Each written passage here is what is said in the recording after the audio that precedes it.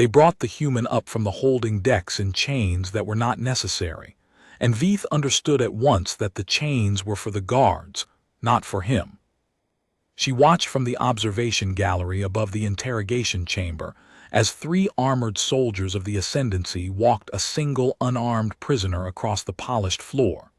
The soldiers were Korath, broad and plated, each of them twice the mass of the thin young creature they escorted. They had fought across 9 systems. They had broken the militias of Meridian and stood in the ash of its cities. And yet they walked the way soldiers walk when they are afraid of something they cannot name, half a step too far from the prisoner, their weapons already drawn against a body that offered no threat at all. The human was young. That was the first thing that surprised her, though she had read the file and knew his age in local years and could have converted it to any standard she liked. Knowing a number was not the same as seeing it. He was tall for his kind but unfinished, all length and no weight, the bones of his shoulders sharp beneath a torn work tunic that had once been pale and was now the color of old smoke. His hair was dark and had been cut by someone who did not care about hair. There was a burn along the left side of his jaw, healed badly, the skin gone shiny and tight. He could not have been more than a handful of orbits past the threshold his species called adulthood. He walked without fear. Not with defiance, which Veith had seen 1,000 times and could taste from a distance like a cheap perfume, the loud, brittle courage of the doomed. This was something quieter. He walked the way a person walks through a room they have already grieved. "You have read prisoners of this species before," said the hierarch. Veith had not heard him enter the gallery. Asun moved like weather, and one simply discovered that he had arrived. He was old in the way that only Threnu of the highest rank were permitted to grow old, his skin gone the translucent gray of river ice. The delicate sensory fronds along his neck faded from the violet of his youth to a colorless silver. He did not look at her.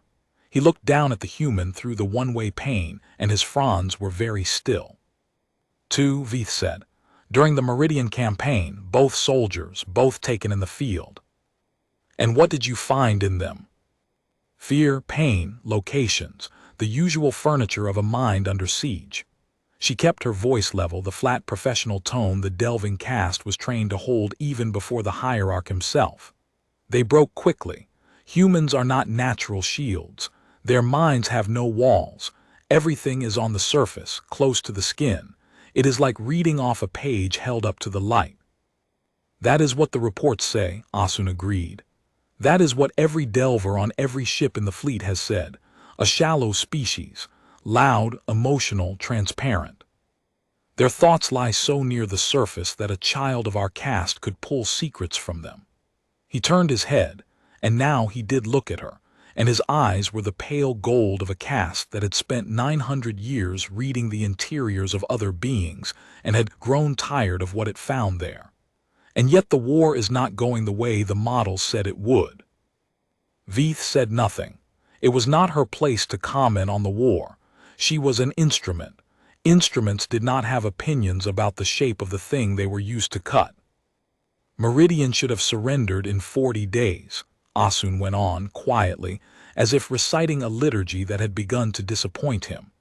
The projection was very confident. A minor colonial population, isolated, poorly armed, cut off from resupply. 40 days, the strategist said, and the human survivors would kneel and be counted and folded into the Ascendancy like every other conquered people before them. It has been 311 days. They did not kneel. They did not break. When we took the last of their cities, we did not find an army. We found farmers and clerics and children and the very old, and they fought us with hand tools and burning grain and their own bodies. And when there was nothing left to fight with, they walked into the fire rather than be counted." He let the silence sit. 40 days, 311, that is not a rounding error. That is a hole in our understanding wide enough to lose an empire in. Below, the soldiers were fastening the human to the reading chair, a broad seat of gray alloy ringed with the induction coils that would let a delver descend into a mind without the friction of consent. He did not struggle. He watched the coils close around his wrists with a mild, distant attention, the way a person watches rain begin. "I have read the after-action reports until the words lost their meaning," Asun said. "I have interrogated commanders. I have executed 2 strategists for the crime of being confidently wrong, and I have come to believe that the answer is not in our tactics or our fleet dispositions or the failures of our logistics. I believe the answer is in there." He raised one long finger toward the human. "Inside them. There is something in these creatures that we have not seen because we did not think to look. We skimmed the surface and called it the whole ocean, and so I am sending my best delver to the bottom." Veith felt the words settle into her like a weight dropped into deep water. "That one is not a soldier," she said. "The file is thin. A colonist. A maintenance technician, 3rd grade, assigned to the water systems of a city called Pharaoh. No combat record. No command access. No intelligence value that I can see. If you wish to know fleet positions, there are prisoners with actual clearance." "I do not want fleet positions." Asun's voice did not rise, but something in it closed like a door. "Any fool with a scalpel can carve a coordinate out of a frightened officer. I have 100 delvers who can do that. I want to know what a human is. I want to know what is at the bottom of one of them when you take away the uniform and the weapon and the cause and the crowd. I want to know why 40 became 311, and I chose this one precisely because he is nobody. A technician. A boy who fixed pipes. If the thing I am looking for is in the exceptional ones, the heroes and the fanatics, then it is a curiosity, a rare defect we can learn to screen for. But if it is in the ordinary ones, if it is in the boy who fixed the pipes," he stopped. His fronds trembled once minutely and were still. "Then we have made a mistake whose size I do not yet want to name." He stepped back from the pain. "Go to the bottom of him, Veith. Take as long as you need. Bring me back what is there, whatever it is, and do not flinch from it, and do not flatter me by finding what I expect. That is all I have ever asked of you. It is why you are the best I have." She inclined her head. The gesture of the caste, submission and acknowledgement folded into one economical bow. "And Veith," he was at the door now. "The guards report that in 311 days of this campaign, no human prisoner has ever asked them for mercy. Not one. Not the soldiers, not the mothers, not the children. I find that I cannot stop thinking about it. When you are down there, I would like you to find out why." Then he was gone, and she was alone with the pain and the boy and the low hum of the coils warming below. Veith descended the spiral to the chamber floor. Up close the human was worse and better than he had seemed from above. Worse because she could see the toll of the siege written on him in a language even a non-medic could read. The hollows under the eyes, the split and healing lips, the way the burn on his jaw pulled when he swallowed, the tremor in his hands that was not fear but simple exhaustion, the body of someone who had not slept enough or eaten enough for a very long time and had decided, somewhere along the way, that this was acceptable. Better because his eyes, when they found her, held no hatred at all. She had braced for hatred. The delving caste learned early to brace for it, the way one braces for cold water, because the mind of a captive almost always met the mind of the reader with a scream. His eyes were brown and steady, and absurdly a little curious. "You're not like the others," he said. His voice was rough from thirst. The translation film in her collar rendered it a beat late, the human sounds arriving first, strange and soft, then the meaning. "The soldiers, you're something else. A reader. That's why they're scared." Veith did not answer. She was not required to speak to the material. She circled the chair, checking the coil seatings, letting her fronds unfurl from the resting fold along her neck into the open fan of a working delve, the fine silver filament spreading to taste the electric weather of his mind before she even touched it. And she stopped. Every mind has a weather that precedes it, a pressure front you feel before contact, the way you feel a storm in your joints before the first cloud. A frightened officer's mind roared. A wounded soldier's mind was a howl of red static. Even the calm ones, the trained ones, the officers who had been drilled to resist a delve, gave off a hot fizz of effort, the crackle of a will bracing itself. This mind gave off almost nothing. Not the numbness of a broken prisoner, which had a specific flat grayness she knew well. Not the void of the sedated. Something stranger. A vast, quiet steadiness, like standing at the edge of a canyon at night and feeling, before you can see anything at all, the enormous cool exhalation of the depth in front of you. A sense of scale that had no business being inside so small and young a body. Her fronds, which had never once trembled in the presence of the material, trembled. She mastered them. She had a task. She was an instrument, and the instrument did not flinch. "This will not hurt," she said, which was a lie she told to soldiers so they would relax and let the walls down, though this one had no walls she could find. "You will feel a pressure. It is easier if you do not fight it. Most fight it. It does not help them." "I'm not going to fight you," the human said. She looked at him. "I know what you are," he said. "You go in and you look. You want the fleet or the tunnels or the codes or wherever Havarn moved the last of the ships. I already know I can't stop you from looking." He wet his cracked lips. "So I won't waste what's left fighting the looking. But I want you to understand something before you go in, because I think you're the kind that will understand it and the soldiers aren't." His steady brown eyes held hers. "You can look at all of it. But there are 3 things down there I'm not going to give you. And you're going to find out that looking isn't the same as taking." Veith had heard 1,000 prisoners issue 1,000 defiances.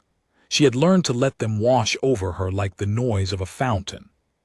This one did not wash over her, it sank. 3 things, she said, before she could decide not to. 3 things, he agreed. You'll know them when you reach them. Something moved across his face that was almost terribly a smile. "I hope you're better than the last 2, they ran." She should have asked what he meant. She did not. She set her long gray fingers against the sides of his skull, felt the fever warmth of him, the fragile bird flutter of the blood in his temple, and she closed her eyes and let herself fall in. And the first thing she learned, in the first instant, was that he had lied about one thing after all. There were not 3 things he would not give her. There was an ocean, and at the bottom of it there were 3 things. And she was already falling past the surface, down through water that got colder and clearer and more terrible the deeper it went, and there was no bottom in sight. The surface, at least, was as the reports had promised. She had that much. For the first fraction of the descent, Veith felt the professional relief of the expected.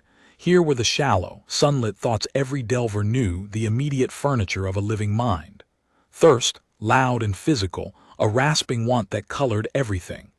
Pain, mapped across the body in specific coordinates, the jaw, the left knee, a deep ache behind the sternum that was older than the burn. The awareness of her own gray hands against his skull, of the cold chamber, of the coils. A flat animal calculation running underneath it all, the part of any captured creature that never stops measuring the distance to the door. This was the layer the other delvers had read and called an ocean, and she understood now why they had made the mistake, because at this depth a human mind truly did look shallow. It was bright and busy and close to the skin, exactly as the report said, a scatter of surface light. If you only ever glanced, you would swear the water was no deeper than your ankle. But she was not glancing. The hierarch had said go to the bottom, and so she pushed past the bright shallow layer, threw it down. And the light changed. Below the surface thoughts there was a second layer, and it was not made of thoughts at all. It was made of time. Veith had read the memories of many species. Memory to a delver is usually a kind of archive.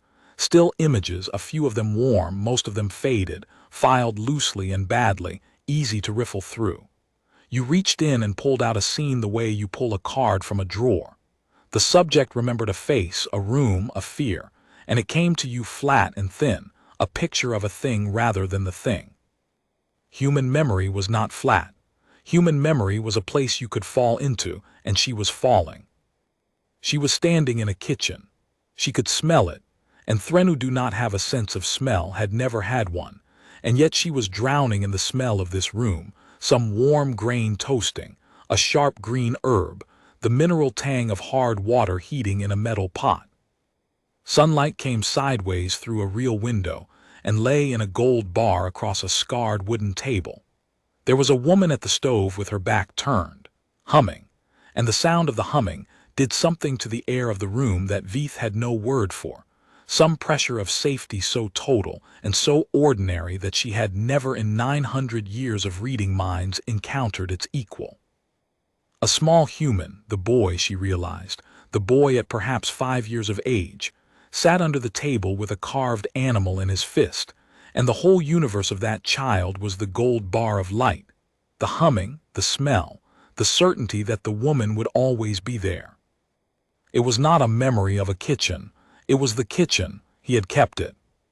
20 years and a siege and the fall of a world, and he had kept the exact weight of the light and the pitch of the humming, whole and undamaged and warm at the bottom of himself, and he could go there. She understood with a cold that started at the base of her fronds that he did go there, that he had gone there in the holding cell in the dark in the last days, that a human did not merely remember, a human returned. Veith pulled herself back from the kitchen, and it cost her an effort that alarmed her, like pulling a limb out of thick mud. She was the best delver in the fleet. She had descended into the minds of admirals and heretics and dying kings. She had never once had to work to leave a memory. She hung there in the dark water of him, shaken and far below her, impossibly far, deeper than any mind she had ever read had a bottom to be. Something waited, patient and enormous and quiet, and she understood that she had not even begun. In the chamber, if anyone had been watching the two bodies rather than the two minds, they would have seen almost nothing. The human sat still in the reading chair, his eyes closed, his breathing slow. The delver stood over him with her gray fingers pressed to his temples and her silver fronds fanned wide and her own eyes shut. 12 minutes had passed.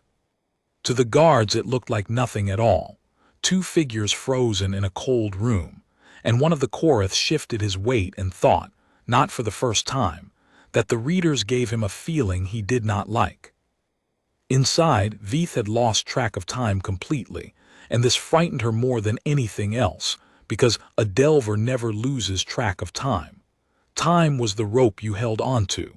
Time was how you found your way back out. She had descended past the kitchen. She had told herself she would not fall into another memory, that she would keep to the cold, neutral water between them and simply survey, chart the depths, take the hierarch as map. This was the discipline of the caste, and she had never once failed at it. She fell into 6 more before she understood she was doing it. A river in white sunlight and the boy older now, perhaps 10, and another child beside him, smaller, a girl with the same dark hair, and the two of them building something at the water's edge out of flat stones, a wall to make a pool, laughing when the current took it apart, building it again. The specific joy of a task that does not matter and is done for love. The girl's name arrived in Veith like a struck bell.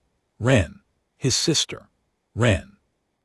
A schoolroom and an old human at the front, and the smell of dust and chalk, and the boy, no longer so young, 13, 14, hunched over a device in pieces, a water pump, understanding for the first time how the parts spoke to each other, the pressure and the valve and the seal, and the pure clean pleasure of understanding a made thing.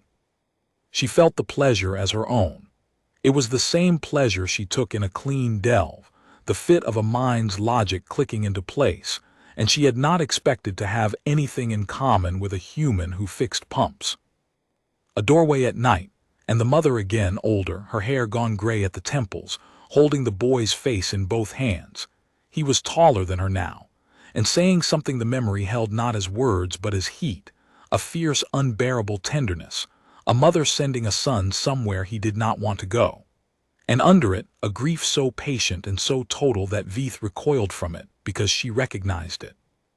It was the grief of someone who already knows they are looking at a face for the last time and has decided to memorize it rather than weep. She surfaced from that one gasping, or would have gasped if she had been in her body. She hung in the dark water.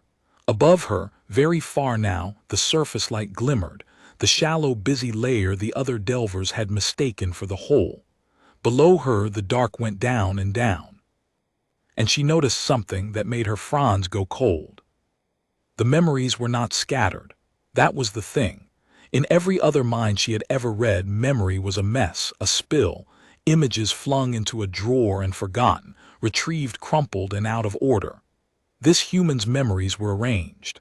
Not filed, not indexed. Arranged the way a person arranges the few objects they carry into exile. The kitchen was near, the river was near, the schoolroom was near the doorway at night. And they were near each other because they belonged to each other, because he had put them there, deliberately, close together where he could reach them. He had built a place inside himself and moved his most precious things into it, and he tended it.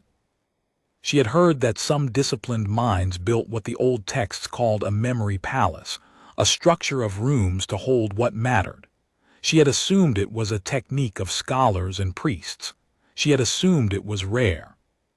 This was a technician, 3rd grade, a boy who fixed pipes in a colony that no longer existed.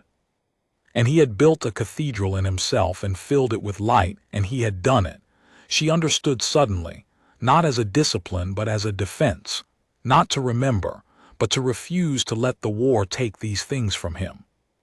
He had looked at the coming darkness, and he had gathered his dead and his loved and his small joys, and he had walled them up somewhere the darkness could not reach, and he tended the wall, and he was tending it right now, this instant, while a delver of the Ascendancy stood inside him trying to read the fleet coordinates off the pages of his soul. "You're at the second thing," the human said. His voice did not come from above, from the chamber, from his throat. It came from around her, from the water itself. She had read minds that could speak to her mid-delve, trained minds, defended minds, the occasional heretic who had learned the old tricks.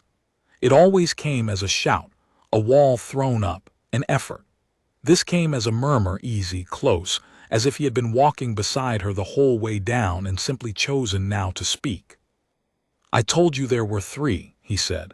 "You've walked past the second one 4 or 5 times now. You keep looking at it and looking away because you don't want to understand it, but you already do." "You should not be able to speak to me here," Veith said, and her own voice in the deep water sounded thin to her and young, and she hated it. "You are the material. You do not have the training. Your species does not have the training." "We don't," he agreed. There was no triumph in it. "You're right, I can't stop you looking, I meant that. Everything you've seen you can have, the kitchen, Ren, the river, my mother's face. Take it, copy it, put it in a report. It won't do you any good, but you can have it." The water around her seemed to grow, if anything, gentler. "But I can talk to you because you came all the way down, the others didn't. They got to about here to the second thing and they felt what it was and they ran. You didn't run, so you get to hear me." "What is the second thing?" Veith said. She had not meant to ask. The hierarch's instrument did not ask the material questions. But she was no longer entirely sure. Hanging in the black water with the far surface light glimmering above, and the loving dead arranged in their cathedral around her, that she was only an instrument. "You already found it," the human said. "It's the whole place you're standing in, the palace. It's this, we keep them." The water thrummed with the weight of the word. "You have to understand, you specifically, because I can feel what you are. You read minds for a living, you go into people and you take what you need and you leave, so you of all things need to understand this. When one of us loses someone, we don't lose them, not all the way. My mother is dead. I watched the block come down on the eastern quarter, and I know she was under it. She's been dead for 206 days. His voice did not break. It deepened, if anything, like a river going over a drop. "And she is not gone. She is right there. You stood in the doorway with her an hour ago. You felt her hands on my face. That wasn't a picture of my mother. That was my mother. I carry her. I carry all of them. Every human you have ever fought carries their dead inside them, whole, warm, reachable, and we do not put them down. And that is why we did not surrender in 40 days. And that is the thing your hierarch sent you to find, and you have found it. And I am telling you now, while it is still only frightening, it gets worse the deeper you go."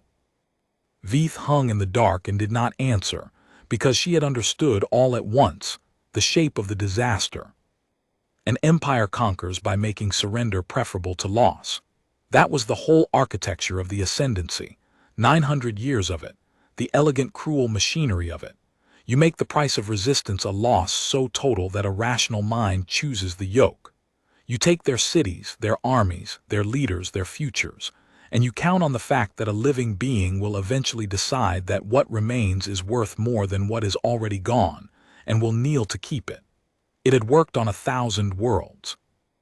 It worked because loss was final, because the dead stayed dead and the past stayed past, and eventually the survivors turned their faces from the graves and chose to live, and the empire was there to receive them when they turned. But you could not do that to a people who did not accept loss as final. You could kill a human's mother, and the human still had his mother. You could burn a human city, and the human still walked its streets every night in the cathedral he had built inside himself. You could take everything from them, and they would look at you across the ruin with steady brown eyes, and you would understand that you had taken nothing, that the thing you were trying to threaten them with, loss, oblivion, the erasure of what they loved, was a threat they had already made themselves immune to, one memory at a time, all their short, strange lives. You cannot conquer a people who refuse to accept that anything is ever truly gone. How many of you, Veith said slowly, are like this? And the human, from all around her in the dark, said the thing that she would carry back up into the light and lay at the hierarch's feet, the thing that would move through the fleet, and then the sector, and then the whole vast frightened body of the Ascendancy like a cold current through deep water.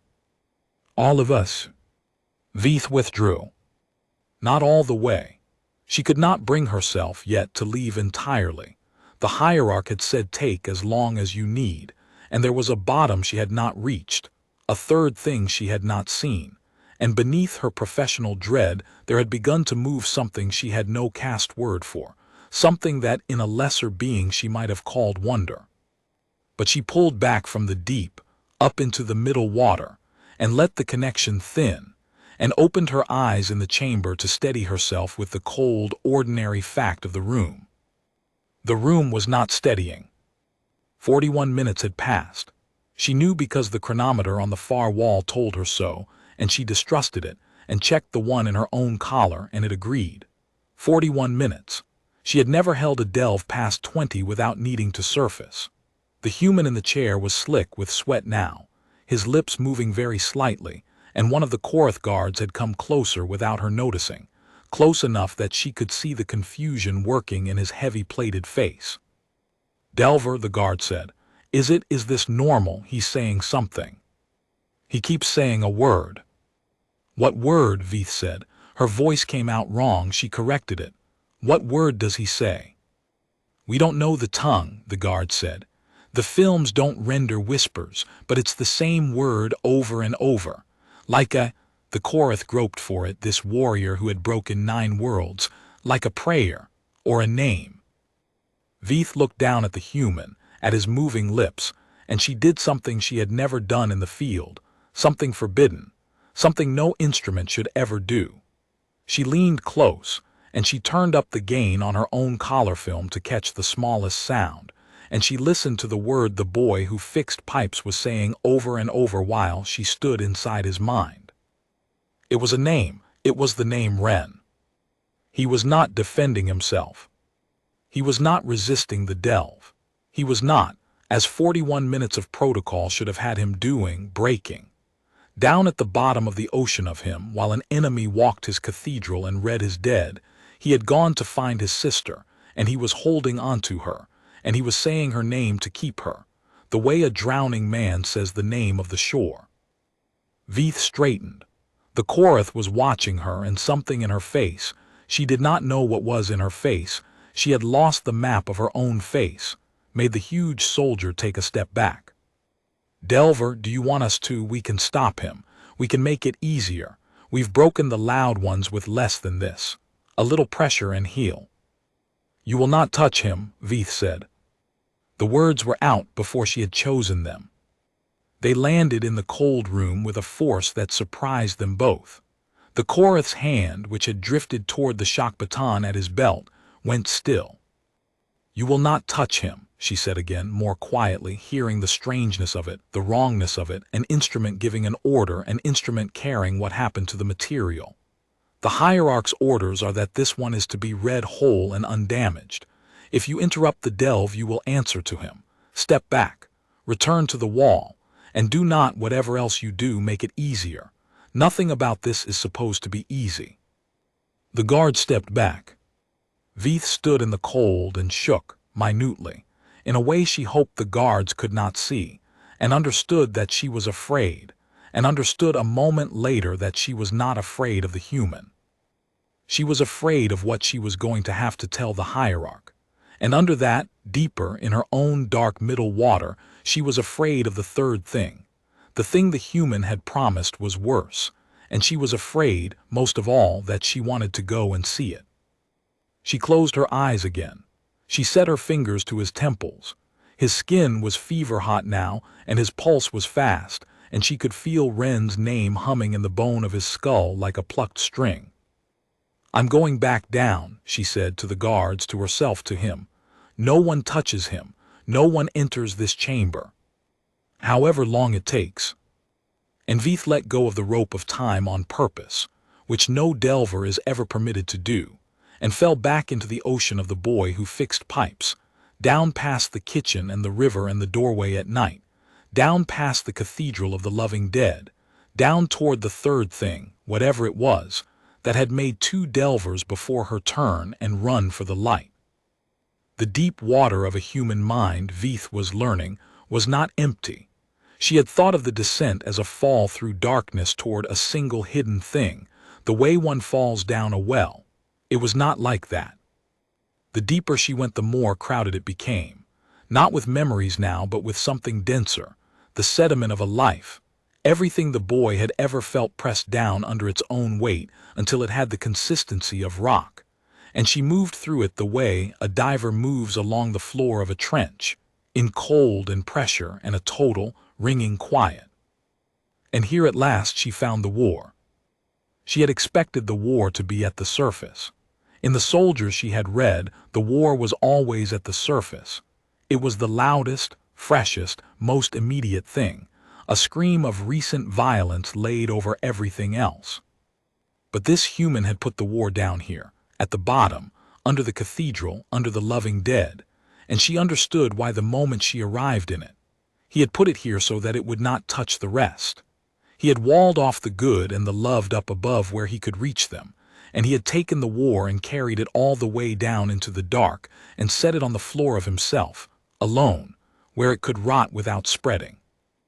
It was the act of a man tending a wound so that it would not spread to the healthy flesh. It was, Veith thought, the most disciplined thing she had ever seen a mind do, and no one had ever taught him to do it. He had worked it out himself, a technician in the dark under fire. She stood in the war. It was a city called Pharaoh, and it was dying, and the boy was 19 years old. The Ascendancy siege had cut the aqueducts first. Standard doctrine. Veith knew the doctrine. She had read the doctrine.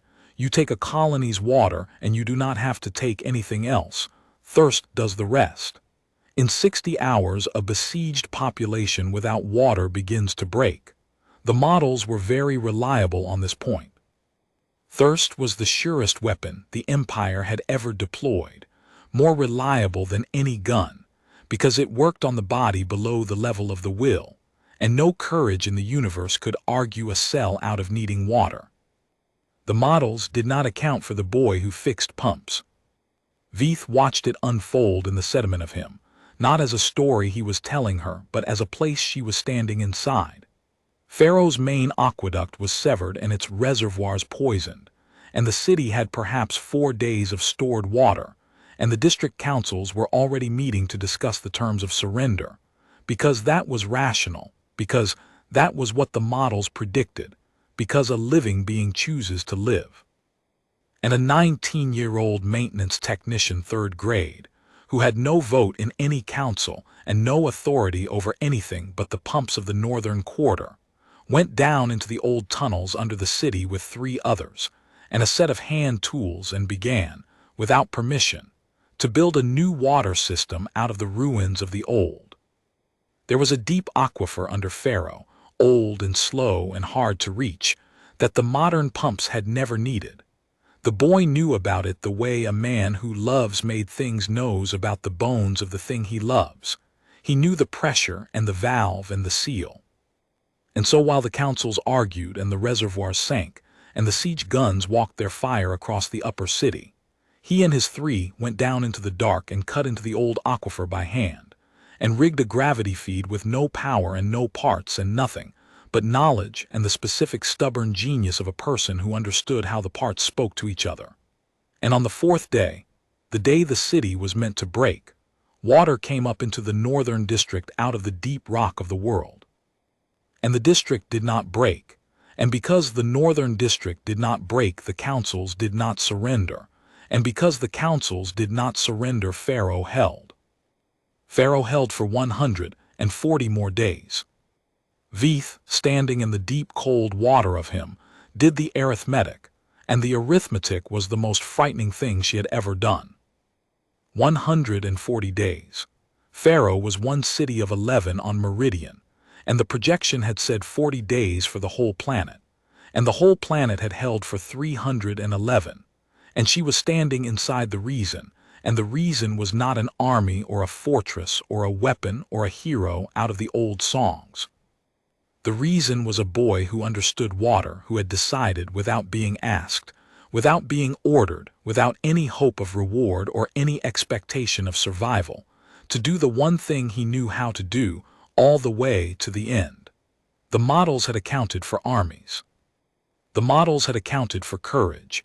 Even in a crude way, a modifier applied to the morale of a defending force. The models had no term for this.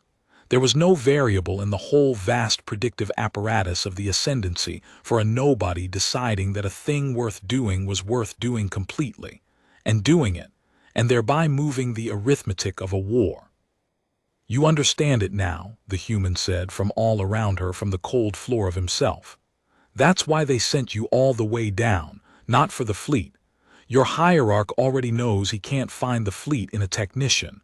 He sent you to find out what makes 40 into 311, and it's this.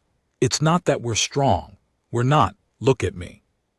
I'm 19 and I'm dying, and I couldn't lift one of your soldiers off the ground. It's that we finish things. You are dying, Veeth said. She had felt it the whole time, the deep ache behind the sternum older than the burn, and she had not let herself name it, and now she named it. The water, the old aquifer, it was not clean. No, the human said gently, the way you tell a child a hard thing. The deep water was full of the stuff they poisoned the reservoirs with, and more besides, metals, the kind that get into you and don't come out. I knew that on the 2nd day. We all knew. You could taste it. It kills you slow over a year, maybe less. A pause in the dark. We drank it anyway. And we gave it to the district anyway, to the children anyway, because slow poison over a year is a year, and thirst is 4 days, and a year is enough time for the fleet to come or the siege to lift or the war to end, and it very nearly was. We did the arithmetic too. We just did it differently than your models did. Your models asked what keeps the most of us alive. We asked what buys the most of us the most time to still be ourselves. Those aren't the same question. Your empire has never understood that they aren't the same question. That's the whole your hierarch is losing his sleep over. That's the whole war. Veeth stood on the floor of him, in the cold. In the war he had carried all the way down here so it would not poison the light above. And she understood that the boy in the chair up in the world of the living had walked into this reading chair already dead. Not metaphorically. The metals were in his blood and his bones, and there was no medicine in the Ascendancy that would take them out. And he had known it when the guards fastened the coils. And he had looked at her with steady, curious brown eyes and said, "This will not hurt me because you are not the thing that is killing me. I did that myself on purpose. a year ago, for the children of the Northern District, and I would do it again. The third thing, Veith said. Her voice had gone very quiet. You said there were 3 things you would not give me. The first, I do not know the first. You do, he said. The first was the fleet, where Havarn moved the last of the ships. You could have had the coordinates off any officer, but your hierarch wanted them from me too, to see if I'd give them, and I won't, and you felt me not give them the whole way down. There's a room up near the surface you kept trying to open and it wouldn't open. That's the first thing. That's the small thing. Any soldier can refuse a coordinate. And the second was the palace, the dead, that you keep them. That's the second thing. That's the frightening thing. That's the thing your empire can't beat because it's built its whole self on making us afraid of loss, and we took loss and we made it a place we live. His voice, in the dark, seemed to gather itself, to come closer, to become almost kind. But you came all the way to the bottom, Delver. Nobody's ever come all the way to the bottom. So you get the third thing. And the third thing isn't frightening. That's what I need you to understand before I show it to you, because you're going to want to run when you feel it, the way the others ran, and I don't want you to run, because you're the first one who might carry it back up into the light where it can do some good. A pause. The third thing is the reason I'm not afraid. And it's going to terrify everyone you tell. And he showed her the third thing. It was not a memory. It was not a room. It was a decision, and it was happening now, continuously, the way the sun is not an event but a state. Veith felt it move into her and through her, and afterward she would spend a long time trying to find words for it, and the words she found were never quite the shape of the thing. The nearest she could come was this. The boy had looked clearly and without flinching at the fact of his own death, not death in the abstract, not the death that all things owe, but his death, close, certain, arriving within the year, the metals in his blood, the slow drowning of his organs, the specific end of the specific person he was. He had looked at it the way he looked at a pump in pieces, all the way, understanding every part. And having looked at it completely, having granted it completely, having taken away from it every comfort and every denial and every hope of escape, he had found underneath the fear which was real, which he did not pretend away, a floor, a bottom to the fear. And the floor was this, that a life is not measured by its length but by whether the person spent it, all of it, on something they judged worth the spending. And he had. He had spent 19 years learning how water moves through rock, and he had spent the last of it moving water through rock to keep children alive, and it was enough. Not enough in the sense of consolation, enough in the sense of a completed thing, a circuit closed, a seal seated, a made thing that worked. He was not brave because he did not fear death. He feared it. He was brave because he had already decided that his life was a finished sentence with a meaning in it, and death could end the sentence but could not unwrite the meaning, and so death, for all its horror, had lost the one power the Ascendancy had always relied on. It could no longer make him betray what he loved in order to buy a little more time. There was nothing left to threaten him with. You cannot bargain with a man who has already paid. Veith understood, standing on the floor of him, why the 2 delvers before her had run. They had run because this is the most dangerous idea in the universe, and it is contagious, and it was pouring into her now through her fingertips and her fronds, and every conquered people the Ascendancy had ever counted and yoked and folded into itself had knelt in the end, because they still had something left to lose, and the Empire held the knife over it. And here, at the bottom of one ordinary human, was the antidote, the immunity, the thing that unmade the knife. A way of being in which you spent your life so completely, on what you loved that death could no longer purchase your obedience. If one human could reach the bottom of himself and find this floor, and the human said all of us, then the Ascendancy was not fighting a colony, or a species, or a war. It was fighting the discovery, spreading world by world through the minds of the conquered, that there was a floor beneath the fear, and that a life fully spent could stand on it. Now you see why I'm not afraid of you, the boy said softly in the dark on the floor of himself, while up in the world of the living his fevered lips said his dead sister's name. And now you see why your hierarch should be. You came down here to find out what makes 40 into 311. Go back up and tell him.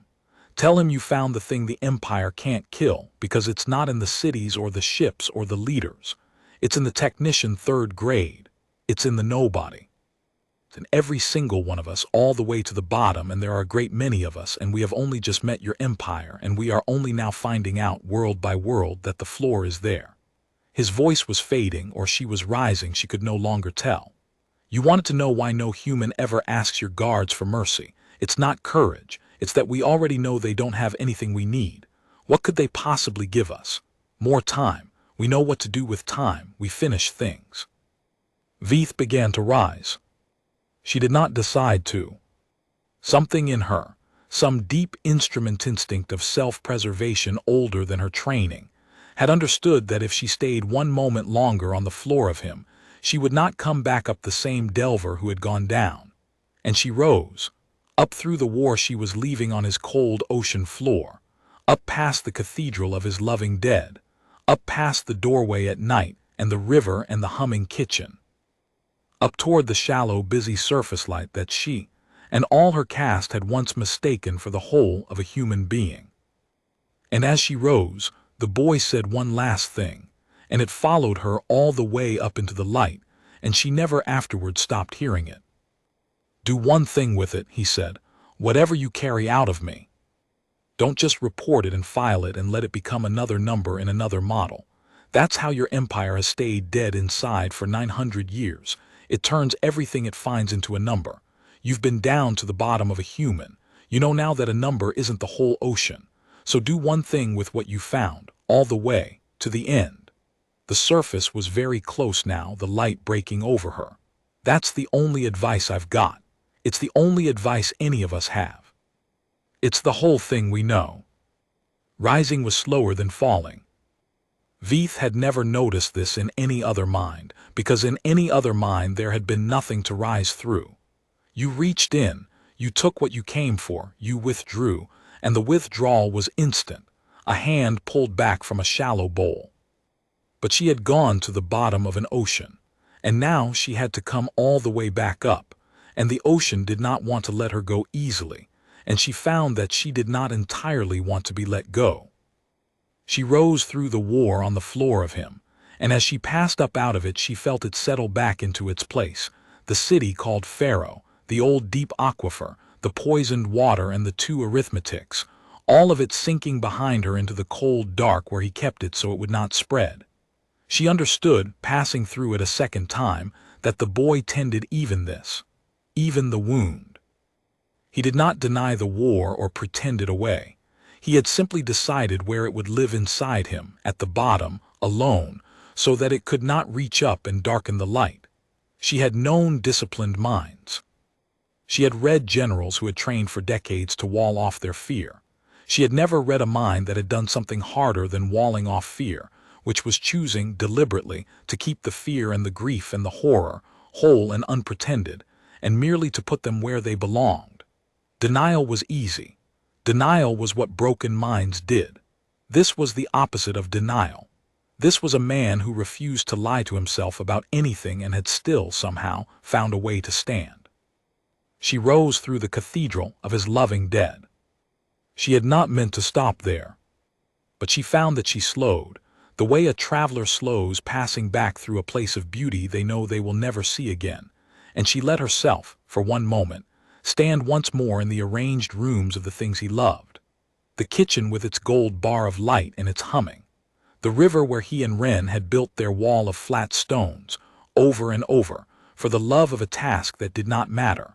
The schoolroom and the pump in pieces and the clean pleasure of understanding a made thing. The doorway at night and his mother's hands on his face, and the patient total grief of a woman memorizing a son. And Veeth understood, standing there, a thing she had not let herself understand at the bottom, because at the bottom she had been too afraid. She understood that the cathedral was not a museum. It was not a place where the boy kept dead things behind glass. It was a place where he kept living things, because to him they were living, because a human does not accept that the loved are ever fully gone, And so the mother at the stove was humming right now, this instant, in a room inside a dying boy in a warm side chamber of an Ascendancy warship, and would go on humming as long as he drew breath, and the humming was as real to him as the coils that had bound his wrists. The Empire had killed his mother. The Empire had not touched her. She was untouchable. She lived in a place 300 warships could not reach, and she would live there until the boy himself was gone, and even then, Veith felt the thought arrive and could not stop it, even then if his sister lived. And if his sister kept him the way he kept his mother, then he too would go on living in a cathedral somewhere, humming, whole, reachable, and the Empire would have killed him and not touched him at all. This was the thing. This was the whole thing. An empire kills to erase. And here was a people who had made themselves unerasable, not with any technology, not with any weapon, but with love and memory and the flat refusal to let go. And against unerasable people, the entire logic of conquest was noise. She rose the last distance, up through the bright, busy, shallow surface that she and all her caste had once mistaken for the whole of a human being, and she saw it now for what it was, not the ocean, never the ocean, only the light on top of the water, the glitter that hid the depth, the thing that had let 1,000 delvers glance and file their reports and call this species shallow. They had all stopped at the glitter. They had all seen the loud, bright, close-to-the-skin thoughts, and concluded that there was nothing beneath, the way a person standing at the edge of a dark sea at night sees only the small reflected lights and never guesses at the miles of cold water underneath. The reports were not lies. They were worse than lies. They were the truth about the surface, mistaken for the truth about the whole, and the mistake had cost the Empire 271 days it had never budgeted, and would cost it, Veith understood, rising into the light, a great deal more than days. She could feel her own body again now, the cold chamber, the ache in her fronds from holding the fan so long, the fever heat of the boy's skull under her fingers, his pulse fast and light, the name Ren humming still in the bone. And in the last instant before she opened her eyes, before she came all the way up into the ordinary world of the living where she would have to speak and report, and decide what kind of being she was going to be, Veith did a thing that no instrument does, a thing that has no place in 900 years of the caste's discipline. She stopped, just below the surface of him, and she spoke to him privately in the deep, where the guards and the films and the hierarch could never follow. "I will not run," she said. "Do you hear me? The others ran, I will not. I do not yet know what the one thing is that I am to do, but I am not going to glance at you and file you and call you shallow. I have been to the bottom, I will carry it up whole. That is my word." And from the deep, fading now, spent, almost gone, the boy who fixed pipes gave her the last thing, and it was not one of the three, it was a fourth thing freely given that she had not earned and had not asked for. "I know," he said. "That's why I told you. I don't waste good water on ground that won't hold it." Then Veith opened her eyes in the chamber. Veith opened her eyes in the chamber. She took her hands from the human's temples and stepped back, and her legs did not quite hold her, and she caught the edge of the reading chair to stay upright, and the two Korath guards watched this with the frozen alarm of soldiers who have seen something they have no doctrine for. A delver did not stagger. A delver walked out of a mind the way she walked out of a room, straightening her collar, filing her report. Veith had emerged from 1,000 minds and never once needed to hold the furniture. The chronometer said she had been under for 2 hours and 9 minutes. The human in the chair was barely conscious. The fever had climbed while she worked, and his skin had gone the gray-white of the deeply ill, and his breathing was shallow and quick, and his lips had stopped moving. He had stopped saying the name Ren, not because he had let go of his sister, but because the body was simply running out of the strength to speak. But his eyes were open, half open, and they found Veith's, and there was in them the same mild, terrible, curious steadiness there had been when they brought him in, when he had said, "You're not like the others." He had spent the last of himself on her. She understood that now. He had known he was dying, and he had used what remained not to resist her, not to curse her, not to beg the guards, but to teach her all the way to the end, because she had come to the bottom and the others had run, and a technician does not leave a job half finished if there is any way at all to see it done. Delver, one of the Korath, had found his voice.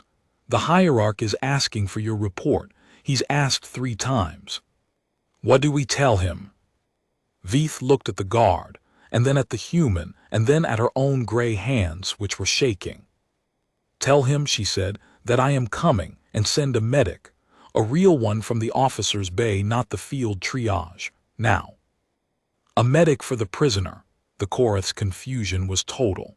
Delver, he's already, the reports, we're not supposed to, he's terminal, there's metals in his blood, the intake scan flagged it, there's nothing a medic can. I know there is nothing a medic can do. Veeth's voice was very quiet and very level, and it stopped the guard's mouth completely. I am not sending for a medic because a medic can save him.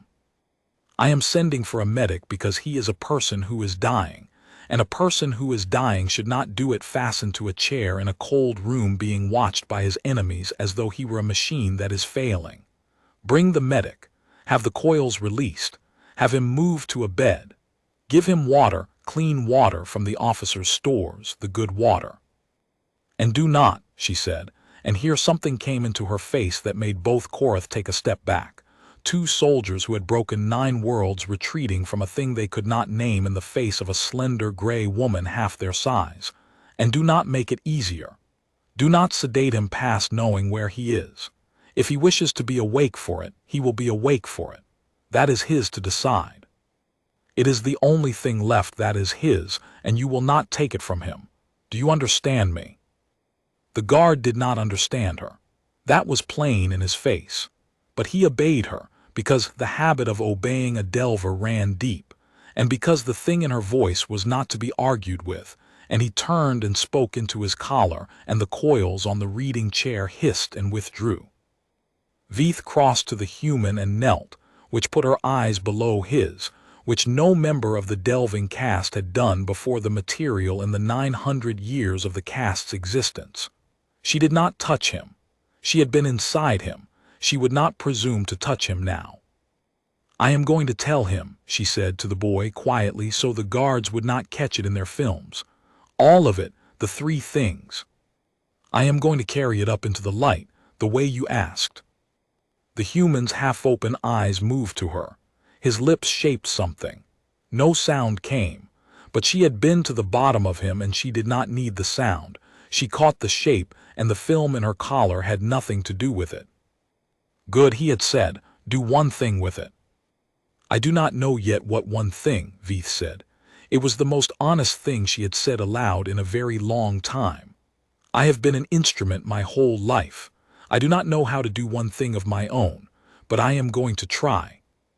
You have my word, and I have never given the material my word before, and I find that it means more than I expected it to. The medic came, and Veeth waited until the boy had been unfastened and lifted. Gently, she made them lift him gently. She stood over the Korath while they did it, and carried to a real bed in a warm side room with the good water beside him, before she turned and climbed the spiral to the gallery, and then the longer climb to the hierarch's tier to make her report. Asun was waiting in a room with no chairs, a room designed so that whoever entered it would remain standing, would remain aware at every moment that they were an instrument reporting to the hand that held it. The far wall was a single pane looking down on the fleet at anchor, 300 warships of the Ascendancy hanging in the black over the broken world of Meridian, the largest concentration of force the Empire had assembled in a century, gathered to put down one colony of farmers and clerics and children and technicians 3rd grade. 2 hours and 11 minutes, Asun said, without turning from the pane. I have never known you to hold a delve past 20. I nearly ordered them to pull you out. Something stopped me. Now he turned. His pale gold eyes searched her face, and whatever he found there made the sensory fronds along his neck rise very slightly, the threnu reflex of a predator that has scented something larger than itself. You look, he said slowly, like a delver who has come back from the bottom. I have seen that look exactly twice before in the two who read this species before you. They both resigned the cast within a cycle. One of them walked into an airlock. I need you to tell me what is down there, Veeth. Plainly, all of it. Do not flinch and do not flatter me. And Veeth told him. She told him about the surface, the bright, busy, shallow layer that the whole cast had mistaken for the ocean. She told him about the second layer that was not thoughts but time, and how a human does not remember a thing but returns to it whole. She told him about the cathedral, the memory palace that a maintenance technician third grade had built inside himself without being taught, and moved his loved and his dead into, so that the war could not reach them. She told him what the human had said, all of us, and she watched the hierarch understand, as she had understood, that an empire which conquers by threatening loss cannot conquer a people who have made loss a place they live. She told him about the war on the ocean floor, the city called Pharaoh and the old deep aquifer, and the poisoned water the boy had drunk on purpose, and the arithmetic, the two arithmetics, the empire's arithmetic that asked what keeps the most of them alive, and the human arithmetic that asked what buys the most of them the most time to still be themselves, and how those were not the same question, and how the entire predictive apparatus of the Ascendancy had never once, in 900 years, thought to ask the second one. And then she told him about the third thing. She told it badly. She knew she told it badly. There were no cast words for it, and she reached for the nearest ones and they came up short, the way they always came up short. She told him that at the bottom of the boy, under the fear which was real, there was a floor, and the floor was a decision. And the decision was that a life fully spent on what you love cannot be made to betray what you love by the threat of its ending. She told him that this was the thing that made 40 into 311.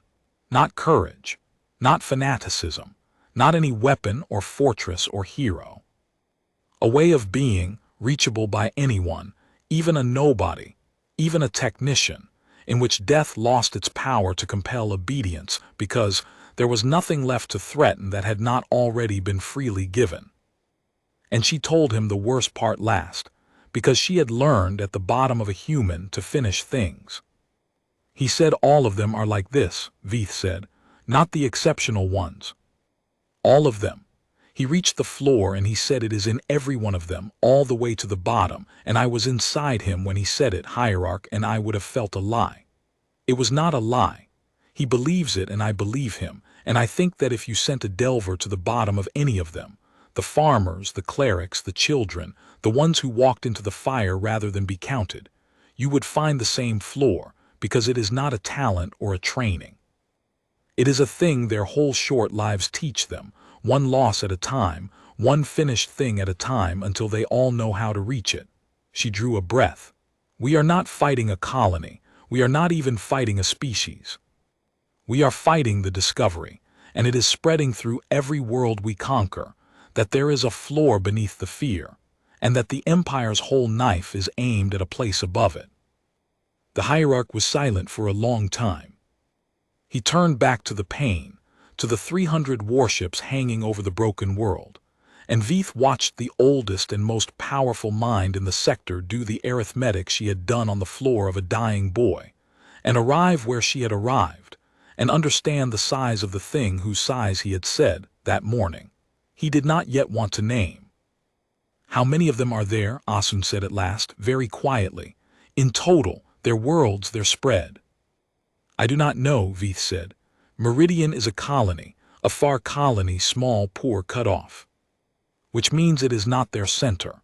It is an edge, hierarch. And here her voice did something she could not control.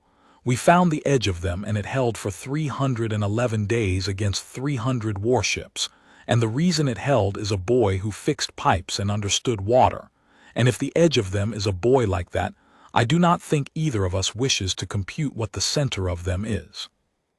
Asun stood with his back to her, looking at his fleet for a long time. 900 years, he said finally, and his voice was old, older than she had ever heard it. the voice of a being who had spent 9 centuries reading the interiors of the conquered, and had believed until this morning that he had seen the whole catalogue of what a mind could be. 900 years, and I built my whole understanding of war on a single foundation, that every living thing taken to the edge of loss will choose to keep what remains over the thing that is already gone. It has never once failed me. 1,000 peoples, 1,000 knees. He was very still. And a boy who fixed pipes has just told my best delver that there is a species for whom the foundation is sand.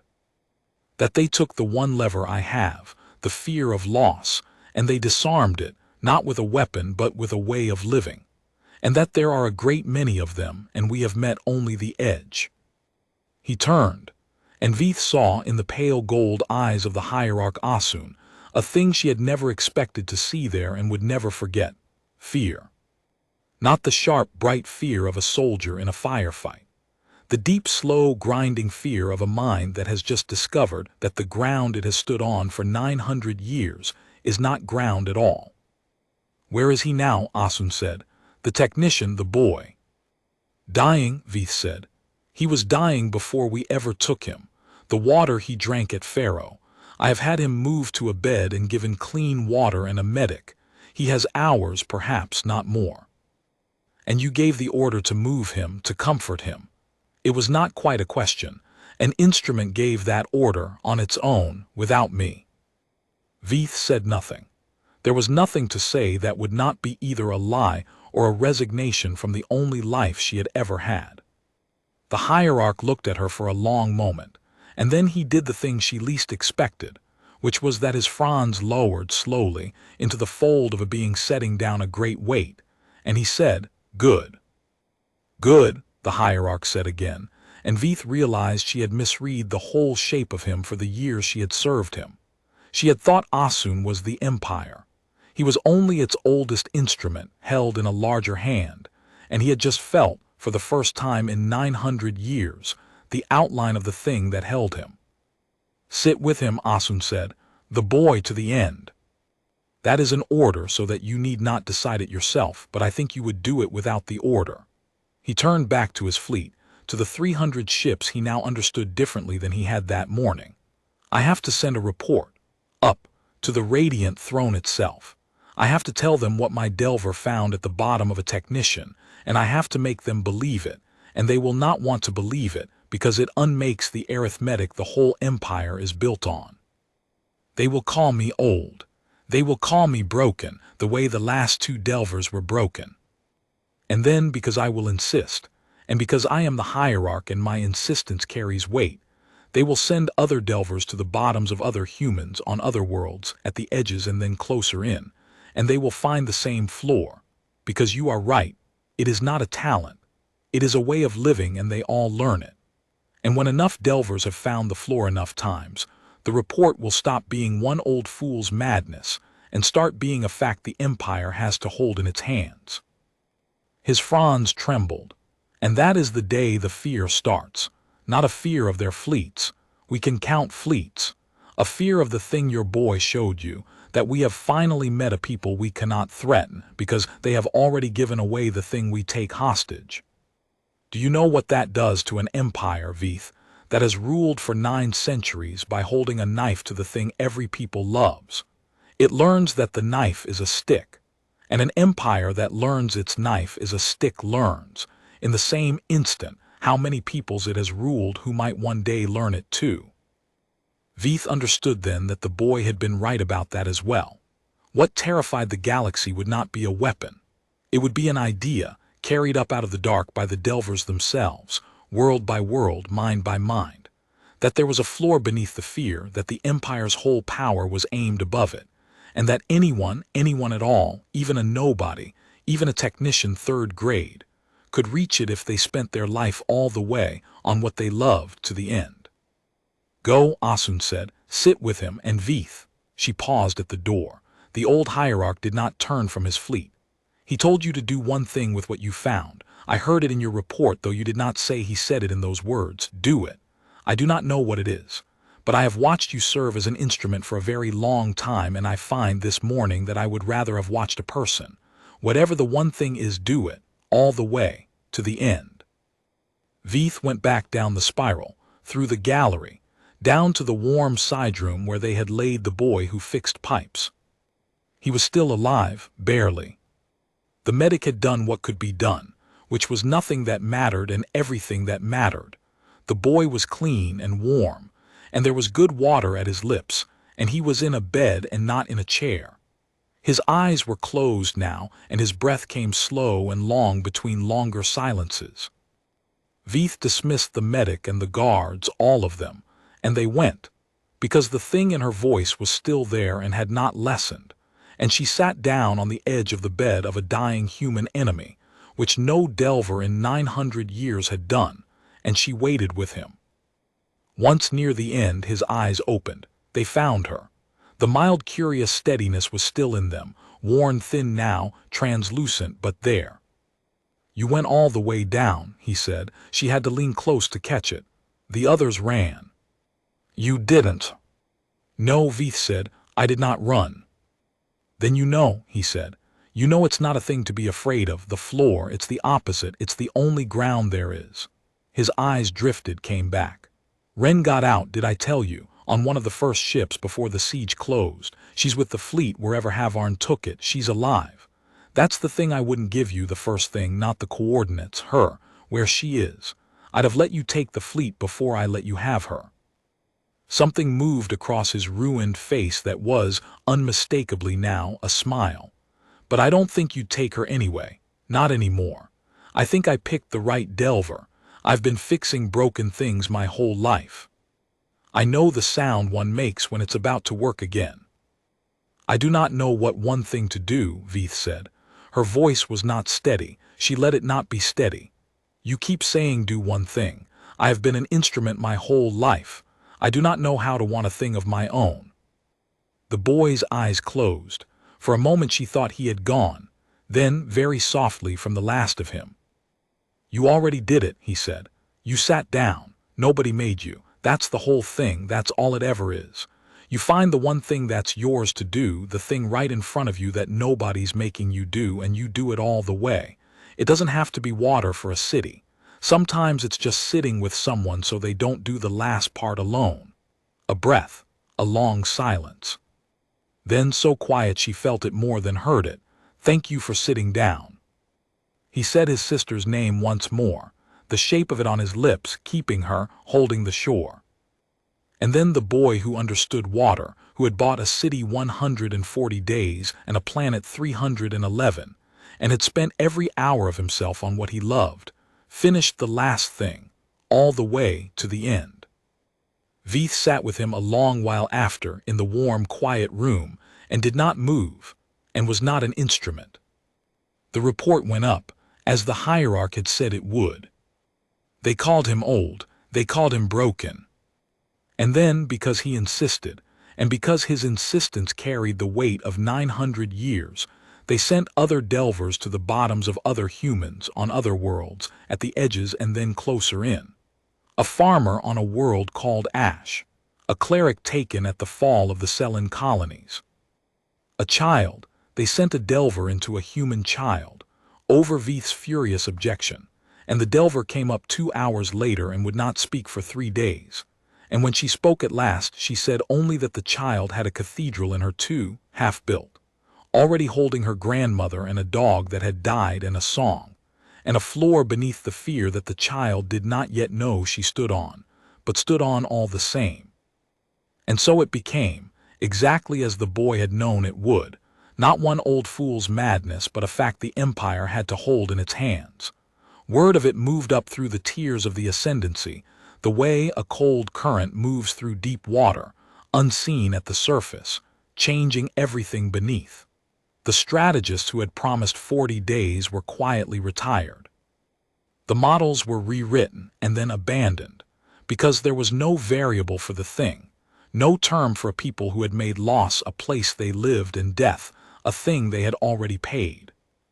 The great fleet over Meridian was recalled, not in defeat, the official word said, in reconsideration, but every officer in it knew what reconsideration meant when an empire that had never in 900 years reconsidered anything, suddenly reconsidered a colony of farmers and clerics and children. And in the high tiers of the radiant throne, where the oldest and coldest minds in the galaxy had ruled for 9 centuries by holding a knife to the thing every people loves, a new understanding took root and would not be pulled out. That they had finally met a people they could not threat, because that people had already freely, one small loss at a time, given away the hostage. That the knife was a stick. And this was the part that spread the dread from throne to throne, world to world, until the whole vast body of the empire lay awake with it, that if one species could reach the floor beneath the fear and stand on it, then the empire's power over every other people it had ever conquered was only a habit those peoples had not yet thought to break. The humans had not brought a weapon into the galaxy. They had brought a discovery. And discoveries, unlike fleets, cannot be counted, cannot be blockaded, cannot be made to kneel. That was what the alien mind reader found at the bottom of one ordinary human's thoughts, and it was not monstrousness, and it was not a weapon, and it was worse than either.